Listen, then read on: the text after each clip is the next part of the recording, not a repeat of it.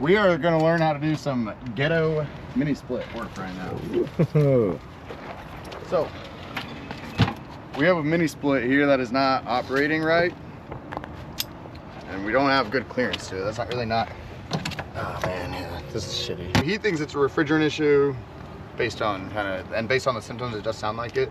So I'm gonna show you guys how to check pressures, because these aren't the most straightforward to check pressures on. When you have a mini split and it is not working properly, what it will do is they like self-regulate their pressure. So when the suction pressure gets too low, what will happen is the system will freeze.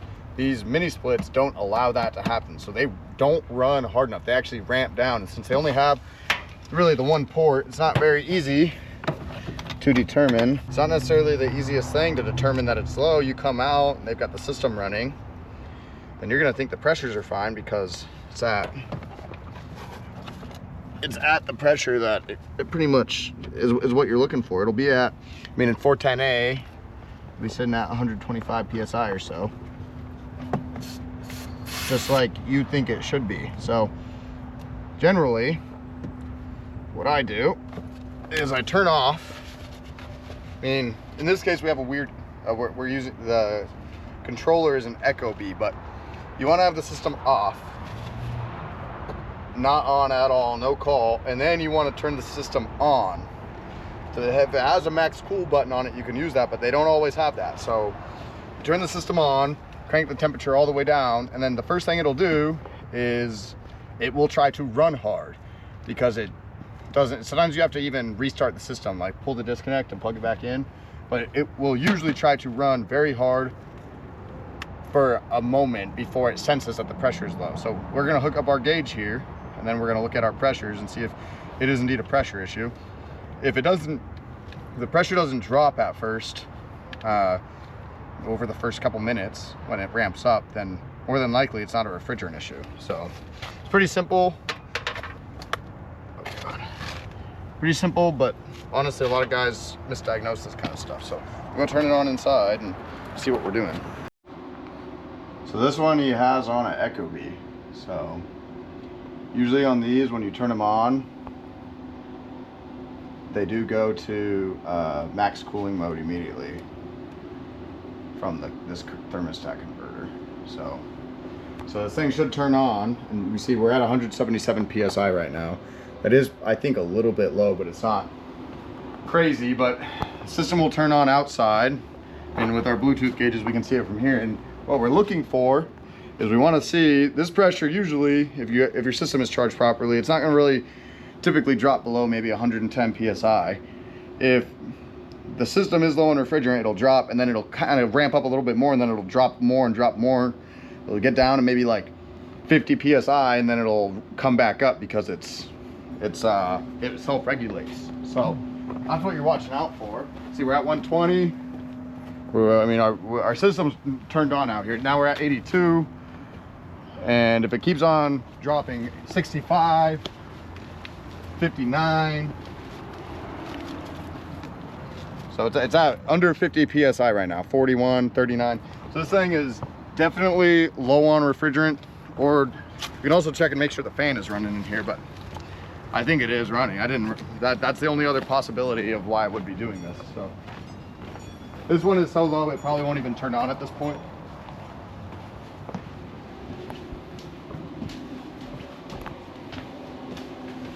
Yeah, we have airflow, so it is just a low refrigerant issue. Now, we are going to show you how to recharge these the ghetto way.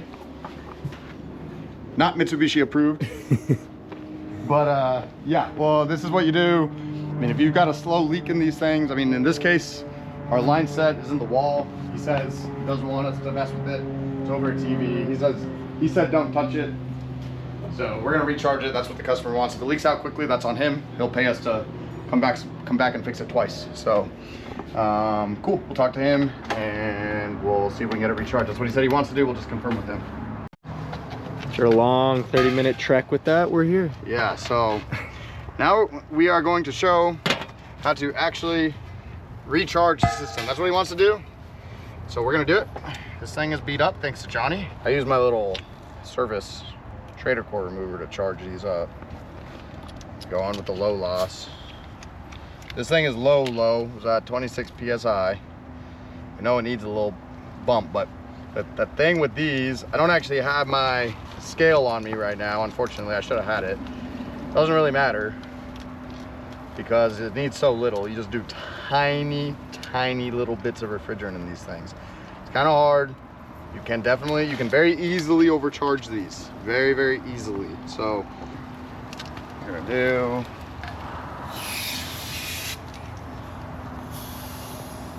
let our air out.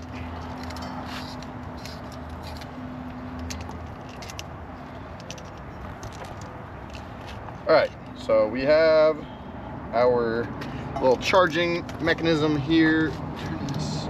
Man, this is a tight space right here. Tight little squeeze. See if we can get her in there. Come on, baby. Oh, come on. So right here. I don't think I've ever had to get down in here this far, but we're gonna do it.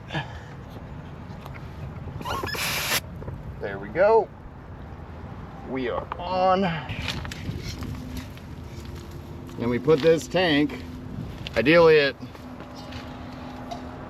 isn't damaged like this, because you have to put it upside down. Okay. Those HVAC muscles right there. Yeah, these strong fucking hands. No gloves too? I don't wear gloves. There we go. So now we're not bent. Stick her upside down. Oh. You want to hold it? No. Just a level surface right there. All right. So what we're gonna do is not this one. It's this one. We're gonna kill power. Well, what we need to do is tell the mini split to forget. Say, hey, you are not low on refrigerant. You are fully charged. So in order to do that, we have to reset the thing. So we pull this out, let it sit out for like 30 seconds or so, plug it back in, and then the whole brain of this system is gonna reset. It's gonna forget that it was low. Then it will run at 100% again once we turn it back on. It's been reset. Now we are gonna go inside. Our Ecobee has to recalibrate in this case, but probably got like a 5-10 minute wait until we can turn it back on. But alrighty. So the system just started. We're watching the pressure drop right here, okay? So what we need to do is add a little bit of refrigerant. So we don't want this pressure to get super low. The system can cut off. So we add a little bit. You only add like this is like fine tuning. You only add a tiny bit, just enough to keep the pressure up.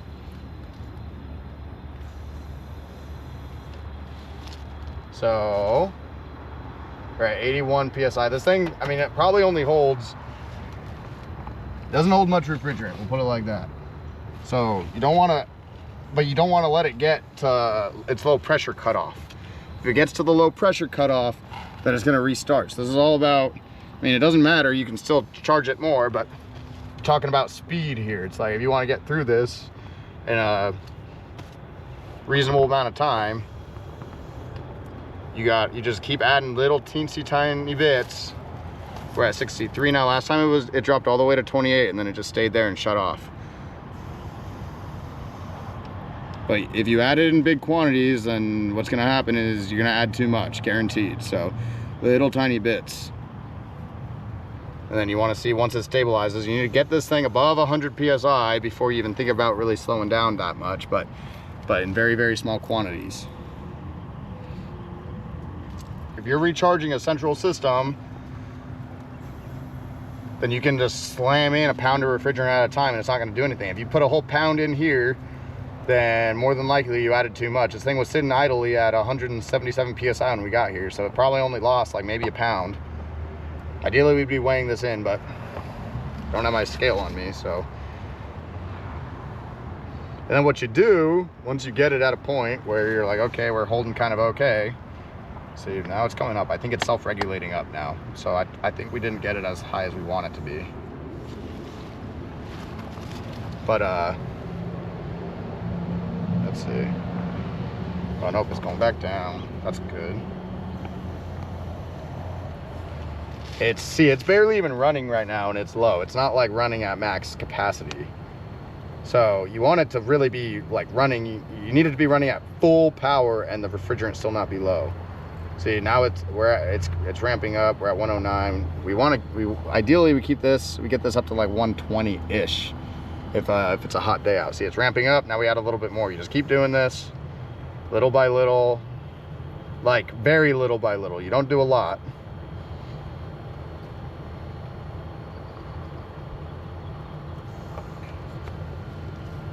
And yeah, then once you keep following this until the pressure, eventually it will get up to what it needs to be at. So right now we're sitting at 88, so we're not gonna be going off on low pressure anymore.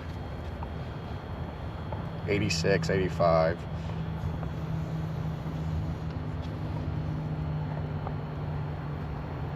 Yeah, eventually you'll get there. So that's it. That's how you recharge the system.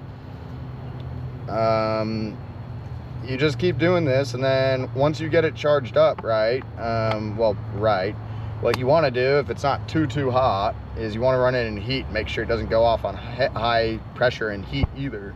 It's a little bit too warm today, I think, to run the heat, but that would be what we do in an ideal scenario. So now we're getting up close to what we need to be at.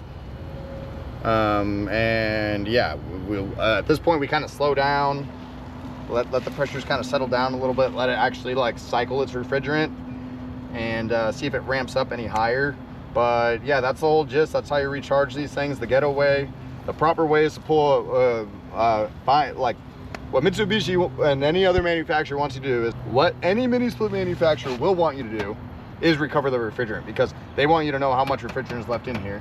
So you recover the refrigerant into a tank, and then you pressure test it with nitrogen. You're not allowed to go over 250 on these things because you can damage internal components. And then you find the leak, fix the leak, and then you pull a vacuum, and then you can weigh in the old refrigerant and add on top of that, or you just put in a whole new charge. But the problem is like this system is he said 6 years old, and he doesn't, he's like, hey, I don't really want to spend the money because it's not like it's gonna last. He's like, if I can spend a little bit of money and recharge it and get another 6 years out of it, I'd rather do that. And I completely understand that. So we'll do what he wants to do.